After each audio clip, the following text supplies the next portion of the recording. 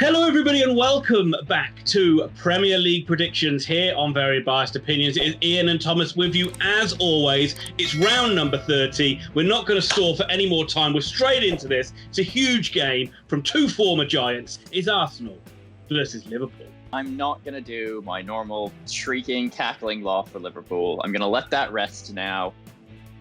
They're not having a great year, but they did win before the break. They're currently sitting in 7th. They're 5 points below Chelsea. I don't think they're going to get a Champions League place this year. What do you think? It's looking unlikely, isn't it? I mean, it's just those sides, obviously, Man City and Man United look pretty much nailed on. So then it's like whether Leicester's form falls off a cliff, which it doesn't look like it's going to, and Chelsea just look unbelievably strong. So chances it's going to be very limited, especially as Liverpool don't look like the force they were. They have looked, to be fair though, since he's put players back in the right position, they've looked a lot better. And Kabak, to his credit, has looked better at the back in the last couple of games. But Thiago and Fabinho being back in that midfield role has certainly made them look a lot more solid, and they've got a couple of clean sheets, and that is kind of the backbone of everything, really, isn't it? Yep. And then we look at the slightly worse version of Liverpool, Arsenal. They are 9 points off 4th place. The chance to even get European football does not look like a possibility, but they're coming off possibly the most entertaining match of the year, a 3-3 draw with West Ham. They were down 3-1 at one point, 2 own goals, and then was it Aubameyang or Lacazette? Lacazette, I think, got a penalty and scored or something like that. No, it was a good goal. Header. Yeah. But I don't see them winning this game. What do you think? Oh, no, they're their own worst enemies. I mean, they're a very entertaining side because you get good quality football going forward and you get some terrible howlers at the back. And that's the same whether that's in Europe or whether that's in the Premier League. And the only chance they've got of Europe really is in that Europa League, you would say. And you just don't know what you're going to get from Arsenal. I mean, I've been backing them all season, so I'm going to be backing them in this one, but you're probably foolish to do it because Liverpool probably ground this one out. But I think it'll be a 2-1 Arsenal win. Ugh, garbage. Absolute garbage. It's going to be 2-0 to the Scousers. Probably right. Aston Villa versus Fulham FC. I was really disappointed with Fulham in the game against Leeds. Yeah. And it wasn't the fact that I thought Leeds I wasn't being derogatory towards Leeds in the last video I did. I just was really impressed with the way Fulham have been playing lately, and they've really been like on top of sides for large periods, but they really didn't do that against Leeds. And in that second half, they were really poor and really should have lost by more than 2-1. And it was a great opportunity for them to get some points on the board again and put that more pressure on Newcastle. This is a huge game for them. It's an Aston Villa side that usually pretty solid and hard to beat. Jack Grealish missing has been really hard. I think they've won like 1 of the 7 matches since he dropped out, but apparently there's a decent chance he's playing in this game, and that really could be the difference for Villa. I think Fulham come in on some pretty decent form. As much as they've lost 3 of the last 4, they seem to be really hard to beat all of a sudden. They seem to really be challenging in the matches, and you feel like on their day, they're a Premier League side now. On their day, they can probably beat anyone if you're having an off day. But I've definitely got Villa to win this game. Yeah, I'm going to go. I mean, I think I'm going to go with a draw. I'm going to go with a 1-1 draw in this one. But I think it's just if Grealish isn't playing, Villa just don't seem to score that many goals without him. Yeah. And that's the biggest reason. What score are you going for? 2-1 to the Villains. Okay, Ian, now I get to thank everybody who follows us on Patreon. Thank you to PJ Simpson. Thank you to Matthew Bowden. Thank you to Grandstand Betters. Thank you to Pessimistic Brother Alan. Also, despite him not paying for the right tier, I would like to welcome Tangerine Matt to the Patreon family. We're going to give you a shout out anyway, Lombardi. Thank you for following us. Thank you to everybody. Please smash the like button when you're watching this. Hit subscribe and do comment below with your own predictions or tell us why we're wrong. But I just want you to notice I'm never wrong. And without further ado, our Gilding Lily, we move on because it's Everton versus Crystal Palace. It's difficult to know what you're going to get from Palace because they are approaching that time of the season where it's just tools down, they're on the beach, and they don't really care anymore. So you don't really need to talk too much about this one, and I'm just going to say I would back Everton at home to win this game, although that seems to be where Everton seem to be at their weakest, is when they play home games. But I'm going to say Everton are going to be too strong. I'm going to say a goal for Calvert Lewin, a goal for Richarlison, 2-0 Everton win. I am going to go with 2-1. Palace have been basically since week 10 on the beach / every now and then they turn up. And Roy Hodgson, as we say every week, has done an incredible job. But Carlo, you got to back him. You got to back Everton. They're in the hunt for a Champions League or at least a European spot. 2-1 to Everton. So Roy Hodgson says, I only need you to turn up every other week, lads. Literally, just every other week, get a point or get a win, and we're fine. Then listen, you can have a nice 2-week rest. I want you to sprint for one game this month. One game you sprint. The next game, Zaha third. Someone else will sprint. Ayew will sprint. And, one player. I need one of you to turn up once a week, once a month. And after that, we're good. Chelsea versus West Bromwich Albion. Well, we talk about this a lot, so I'm not going to belabor the point, but West Bromwich Albion are garbage. No idea what Sam Allardyce was thinking going there, but this club are going down. He's had 2 weeks almost to work on them and build up a solid defensive unit, but this is the worst possible team to come up well drilled against, because if there's a better team driller in the league, it's Thomas Tuchel. This Chelsea side looks like a machine again. They look like Jose Mourinho and his Pomp sort of team. They're not conceding chances. They're scoring 1 or 2 goals a game, and they're incredibly boring to watch despite having attacking talent. And I'm just going to give my score prediction now. I think it's 2-0 to the Blues. I'm going to copy your score in this one, Tom, because I just don't. It just seems like the logical choice, and you absolutely hit the nail on the head with what you said about Tuchel. When he looks like Mourinho in his first stint as Chelsea manager, where they're so hard to score goals against, and they've got so much variety in the attacking talent that they will find a way to win. And the fact that you've still got players playing at kind of 50% of what they're capable of in the likes of Havertz and in the likes of Werner, I think he should be incredibly excited about what this side can achieve moving forward. Leeds United versus Sheffield United. The only case I can make for Sheffield United in this one is the fact it is a Yorkshire derby, so those players should at the very least be up for it. But it's still hard to see what these players are playing for now that their manager's left and he's been thrown under the bus by their owner, and also the fact they haven't got the FA Cup or anything like that to play for. Whereas Leeds looked really strong and back to form in the game against Fulham. They played really well. I expect them to come out with a lot of energy and a lot of fire after this international break, and you can only really see one winner in this one. It's not a surprise. I'm going to go for a big Leeds victory. I'm going to go for a 4-1 Leeds win. Going for a 4-0 Leeds win. Melier's looked, I think it's Melier. I can't remember. There's a couple random goals. I'm pretty sure it's Melier. He made some cracking saves in the last game. And he finally looks like he's growing into being a Premier League goalkeeper, though. I still think they need to sign someone else. Sheffield United, I think the only thing holding that club together was Wilder. I think you saw it the minute he left. I think the people that own it, obviously they had some problems back there, but I think they've made a mistake not just letting him see out the end of the year, because I think Sheffield United could get hided week in, week out from now on. There's not the same side. So 4-0 to the damned United. But just on the Sheffield United thing, it seems like Wilder had enough as well, and he wasn't prepared to carry on as much as anything else. So it's a shame that it ended so badly for a manager that had done so well for the football club. Before we move on to brighter pastures and more encouraging things, I have to just talk about the bane of my existence and more pure misery for me as I continue to get my face rubbed into the dirt by Thomas every single week in Premier League predictions. It was a mini week, but he absolutely trounced me again. I don't think I'm even going to get to double figures in this prediction. Thomas.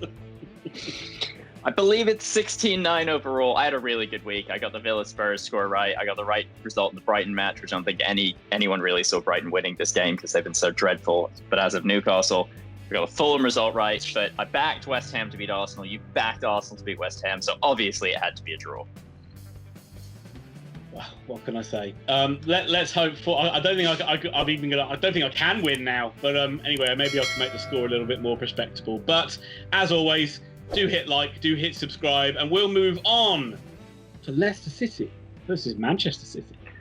The Leicester City wobble is over, Ian. They've won a couple on the bounce. They beat Man United in the Cup. They've kind of solidified that third place. They're 5 points above Chelsea. It looks like Champions League football will be returning for the Foxes next season. They've looked really good. Kelechi and Iheanacho's looked really good up front. But they are coming up against the champions of England. That's right. I'm just calling them the champions. It's done. It's 14-point lead over Man United. Even if Man United win their game in hand, it's an 11-point lead with 8 matches to go. And City have been superb. Gundogan has been unreal. Sterling is coming back into form. Aguero is back. De Bruyne is there. Phil Foden remains somehow their best player that only plays every other game. Like, every time he plays, you're like, oh my God, this kid. And then apparently doesn't fit in the team.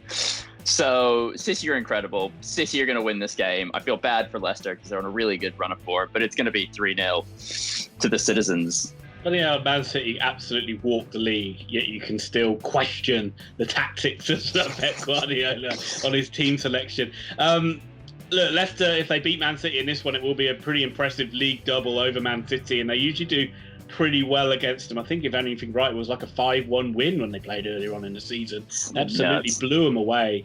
But that was a very different Man City side, and they've certainly got the balance a lot better now. And Leicester are playing really well, and I expect this to be a really good game. I'm going to go for a more narrow win for Man City. I'm going to go for a 2-1 City win. It has been absolutely nuts watching City. Just outside of that Man United result, you just always feel like 2 or 3 goals are going to go in, and they're not Barcelona 10 years ago, but they strangle matches. They absolutely strangle. I have just seen a couple of little. They're not kind of as sharp at the back as they were maybe like 5 or 6 games ago. There's a little bit some sloppiness coming in there, and I think Leicester. That's why I think Leicester might get a goal in this one, but City will just find a way because they're the best side in England at the moment. Yeah. Newcastle United versus Tottenham Hotspur. Where do you start with Newcastle? It's an absolute mess. Again, we go back to saying this on the channel. The main thing we always feel sorry for is the fans. The Newcastle fans are tremendous, and I know they probably still think that they are living in the days of Kevin Keegan, Alan Shearer, Bobby Robson, all that stuff, Les Ferdinand, David Ginola, but they don't deserve what they've been served up this season, and it's been miserable, and it seems to be getting worse, and they seem to be almost, it looks like, unless things drastically change, that they are going to be going down with West Brom and Sheffield United. They desperately need to find something, but I just don't see them getting anything against a Spurs side that, despite their poor form, a bit of an embarrassing week where they lost to Arsenal and Dinamo Kiev, they did return with a pretty good win over Aston Villa. And generally, that is 4 wins out of the last 5 games for Jose Mourinho in the league. Yeah, they're only 2 points off Chelsea. They've really righted the ship in the league. What can you say about Spurs? They're Spursy, but I mean, that should actually be a verb, Spursing it. I can't see this Newcastle side getting anything, though. They just look bereft. I don't hate Steve Bruce. I just think he's out of his depth to drag this team back up. I think he's run out of ideas, and I think they need a fresh manager in just to reinvigorate that team, because he's had long enough. And I don't think it's always the best thing where you have a fan or like a guy who's passionate about the club as the manager, because I think in this sort of situation, I'm not sure he's making the best decisions for Newcastle United on the pitch at the moment. Mm-hmm. And realistically, you would look at it, I think does he even really, if he wasn't a Newcastle fan, would he still be in the job? Would he still be there, or would he have walked away? He may even have walked away by now, because the Newcastle players are not playing for him, and he's not making good tactical decisions either. So I can only see Tottenham getting an early goal in this one and kicking on and winning quite easily. I think it's going to be another bad week for Newcastle. I'm going for the 3-0 Tottenham win. I'm going to go with 3-1. I don't know why, but Spurs are Spursy. They're going to concede. Southampton versus Burnley. Well, now we come to a game that I have very little interest in talking about. Southampton have been on absolutely awful form. They're 1 win, I think, in the last 8. No, it's like the last 12 or something. Yeah. Painful. They're safe. You feel like they're safe. They're still 7 points over the relegation zone. They're equal on points to the Burnley side, who have been better recently, but due to draws and that recent win that came out of nowhere for them, I don't see anything exciting in this game, and I'm going to go for my first 0-0 of the week. I think that Southampton will win it. I think they'll win. I think they'll win by 1-0. Yeah, I don't see it being a good game, but I did think Southampton, it was good to see Hasenhüttl will play a strong side in the FA Cup and take the competition seriously and get through. And I think the players will still be on a bit of a high from that. And despite the fact that they've been really bad over the last God knows how many months of the season, they are going to be safe, and they only need to find maybe one more win to just guarantee that. And I think this will be that win. I'll see a 1-0 win to the Saints. That's why I see this as a draw. I just think both clubs are going to be sat there being like, we both get a point further away. We're not going to. I need to do different scores from you, Thomas, though. Otherwise. Good point, Ian. Good point. And with that in mind, Wolverhampton Wanderers versus West Hammersmith United. Again, we talked about from the Arsenal point of view of the 3-3 draw, but from the West Ham point of view of being 3-0 up and losing it, David Moyes must be tearing his hair out. I mean, they took advantage of Arsenal being really poor in that first half, but in that second half, they missed 2 gilt-edged chances, and Antonio missed the sitter of a lifetime to put that game out of Arsenal's reach. And it's those points that they're leaving on the table. And I know they're only 2 points behind Chelsea for that final Champions League spot, and they sit in a very impressive 5th place, but it's those little points that they're dropping is probably going to be the difference overall. Wolves are solid, but they got nothing to play for, and I'm expecting West Ham to win this game. I'm expecting a 2-1 West Ham win. I'm going to go with a 1-1 draw. It's my second draw in a row. Wolves have nothing up front, but the rest of the team is brilliant. They're really well drilled. They're a really good team. West Ham needed to capitalize on the results like Arsenal, etc. They needed a better performance against the Man United, and I think they're going to drift down to about 7th or 8th in the league, which will still be a good season, but not as good as it could have been. So yeah, 1-1 draw. Yeah, possibly. I mean, maybe the break came at a good time for them. To reset and they go again. And but absolutely right. Even if they do finish there, it's still been a good season.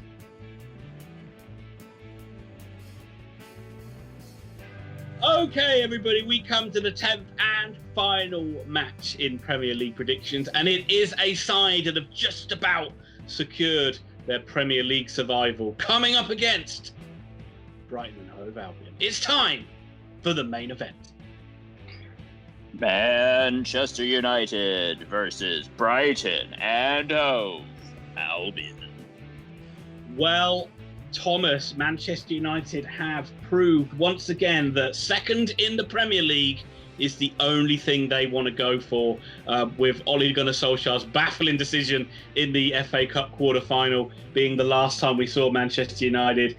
They sit miles behind City, but comfortable in the Champions League spot. But you don't want to hear my views on it. You want to hear from the resident expert and Manchester United fan, Thomas Pickering. Was on such a high, beat AC Milan 1-0. It was a pretty comprehensive performance. United were doing well. They'd beaten West Ham. They'd obviously drawn with AC Milan before that. They'd beaten City. They'd drawn with Palace, which wasn't great, but you felt like they were on this really good run. And then this incredibly baffling decision to play Bruno Fernandes in literally every game. Every match it's felt like he started in the last 3 months. And then you rest him against the 3rd best side in England in a quarter-final, and then you come out post-match and be like, well, it's not been good enough. I should be judged on trophies, and I'm not winning enough. What the fuck are you doing? Where's your head at? What? Fred and Matic at CDM together and no Bruno? What are you? Are you nuts? But you don't need to hear me shout about Ole Gunnar Solskjaer. It's all I ever do. Paul Pogba coming back has been awesome. He's really pulling the strings. He's looked really good. He's looked honestly quite good as a left attacking player, but I'd much rather see him in the middle of the pitch. He's able to run games. Getting him and Fernandes on the pitch at the same time is going to be brilliant again. And I'm going to highlight Dean Henderson. Since De Gea dropped out, Dean Henderson's become the unchallenged number 1. He's been awesome in goal. You have just nothing bad to say about him since the Sheffield United match where he got jitters and just was like all over the shop. Yeah. He's been brilliant marshalling the defense. United still have the 2nd best defense in the league, I think. 3rd best defense in the league. Just awesome. This is a United side that really should win this game. Brighton have just about secured Premier League survival, so I'm going to go for a 3-0 Man United win. Man United will win this game, no doubt about it in my mind. That was the surprising thing about the Leicester game, is the fact Man United have been so good at the back lately and barely given away a goal in so many games. So then, obviously, they gifted Leicester a goal, the first goal, with some really poor play between Fred, Maguire and Henderson, really. But they will be too strong for this Brighton side. And Brighton have done really well to get 2 back-to-back wins and have put themselves 6 points ahead of Fulham with a game in hand. It seems like that's going to be enough for them now. This one, is one. It's almost like a free hit for them, if you like, where they can just go, and it doesn't really matter if they do take a bit of a hiding. I think that Manchester United will win, but I don't think it'll be 3. I'm going to go for one less. I'm going to go for a 2-0 Man United win. And just on the Solskjaer thing quickly, I mean, like, I just don't get it. I mean, he's another manager that seems to just value, like, what they talk about, progression over trophies. Like, I just don't understand that at all. I don't know where I understand being like blah blah blah blah blah. We need to change blah blah blah. But we're not playing a style of football. There's no coherent game plan, and no matter what progression, it's a one-match knockout.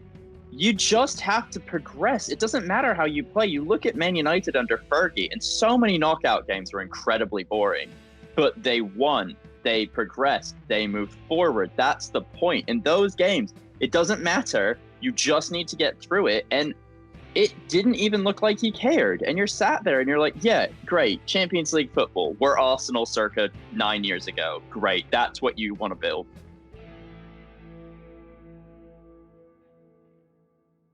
Thank you all for watching. You did not come here to just hear me rant about Man United's poor management decisions. Thank you for liking. Thank you for commenting. Thank you for subscribing. Thank you for continuing to follow this channel and show your support. And there are more predictions coming out tomorrow.